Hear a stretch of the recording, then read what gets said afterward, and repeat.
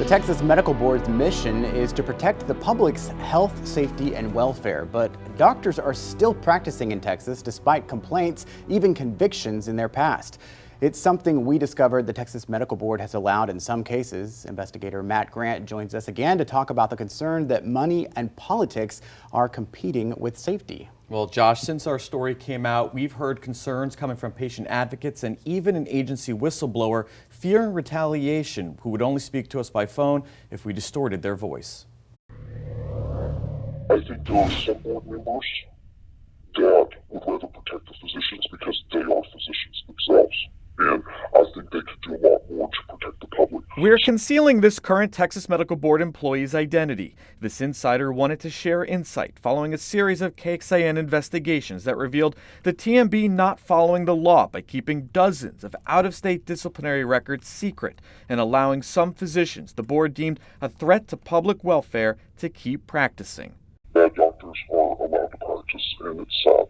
The TMB is in charge of licensing and regulating physicians. A dozen of its members are doctors. 7 are members of the public, all appointed by Governor Greg Abbott to serve 6-year terms. We looked at state medical boards across the country and found governor appointments are the norm. The potential for politicizing the positions is a problem, according to patient advocates like Ware Wendell with the nonpartisan Texas Watch based in Austin. The question isn't, is this someone who's donated a bunch of money to a political campaign? Is this someone who checks a political box? The question should be, is this someone who's going to make sure that patients are protected? We wanted to see how money and politics intersect with patient safety. We found Governor Abbott tapping donors to sit on the board and members meant to represent the public having little to no patient advocacy or medical experience, instead coming from telecom, business, real estate, and energy sectors.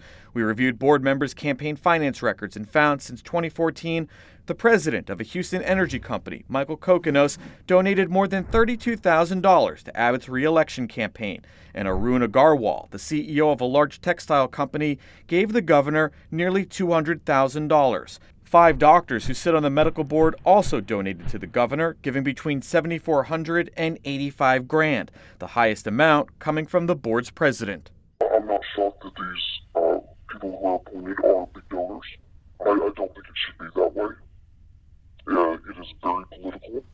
Patient Safety Action Network President Lisa McGiffert says she isn't surprised either. Typically in Texas, big donors get appointed to these important boards, and that I've seen that for 30 years. In 2017, McGiffert added her name to this letter sent to Governor Abbott, signed by more than a dozen consumer advocates, writing, "To stop incompetent doctors, the governor must appoint public members to the medical board with a track record of consumer advocacy." She says she got no response. I think people who are who are patient advocates should be considered. We met McGiffert and Wendell at the Capitol. They're pushing for legislative changes next session, concerned about what we uncovered, including possible conflicts of interest.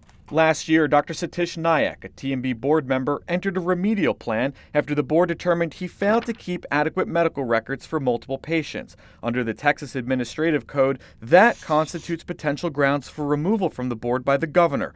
The remedial plan, involving an 8-hour class, was offered to Nayak by 2 of his fellow board members and is considered a non-disciplinary action. Records detailing the initial complaint are not on the board's website for the public to view. The TMB says complaint records are confidential. Your reporting has uncovered real problems in our state, a clear and present danger for patients. We need to take politics out of patient safety. The governor's office did not respond to our request for comment. We reached out to board members we've named in this report but did not hear back. In a statement, the board tells us its members are treated the same as anyone else, and standard of care violations are reviewed by expert physicians not affiliated with the medical board. The board says it welcomes the opportunity to work with lawmakers to, quote, better serve Texans, adding, the TMB does not control the selection or appointment of board members. The governor has appointment authority with the Texas Senate, giving confirmation.